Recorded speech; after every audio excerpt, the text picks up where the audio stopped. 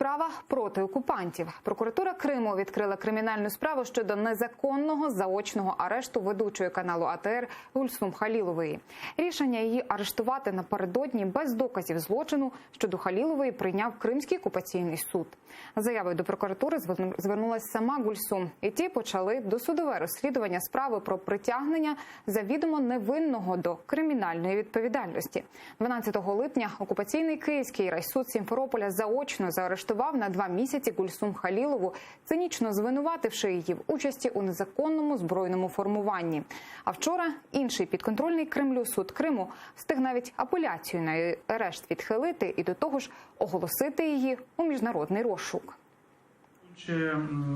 Цю інформацію Гульсум вирішила звернутися до правоохоронних органів автономії, а саме до прокуратури Автономної Республіки Крим з відповідною заявою.